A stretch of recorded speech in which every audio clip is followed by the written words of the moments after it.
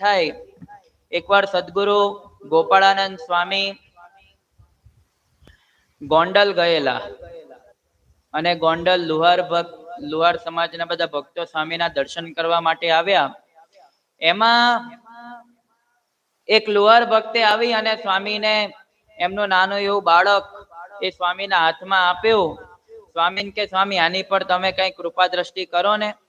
એના માતાશ્રીનું સ્તનપાન નથી કરતો, એટલે સ્વામી તમે કઈ કૃપા કરો તો એનું શરીર પૌષ્ટિક થાય. એટલે સ્વામી તો બાળકને હાથમાં લઈ અને બાળકને જોયો. સ્વામી તો ત્રિકાળ જ્ઞાની, એમને બધું ખ્યાલ આવી જાય. એટલે બાળકને હાથમાં જોતાની સાથે જ સ્વામીના મુખમાંથી શબ્દો નીકળ્યા, કા આવું પડ્યું ને. એટલે પેલા લુહાર ભક્તો વિચારમાં પડી ગયા, સ્વામી તમે આ નાના બાળક જોડે શું વાતો કરો છો? એને તો વિચારાને હજી કઈ સમજણ નથી પડતી.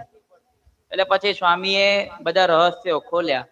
સ્વામી કે તમારા પિતાશ્રી હતા, તમે તમારા પિતાશ્રીની બહુ સેવા કરી.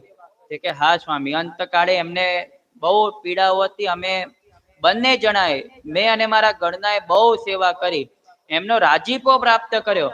સ્વામી કે રાજી તો થયા, પણ જતા જતા એક વિચાર કરતા ગયા, આ મારો દીકરો અને મારી વહુ બંને જણા મારી બહુ સેવા કરે છે, પણ છતાંય ભગવાન એમને દીકરો આપતા.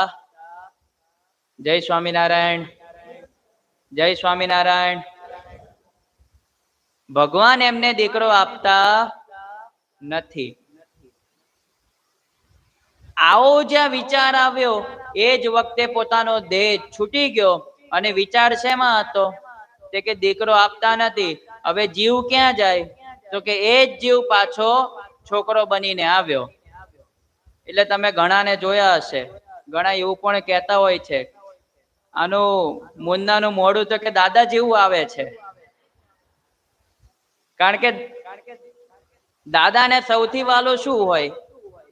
પેલા છોકરા હોય, પણ હવે છોકરા મોટા થઈ જાય પછી એના છોકરા એને વાલા હોય. પેલી મૂડી કરતા વ્યાજ વધારે વાલું લાગે.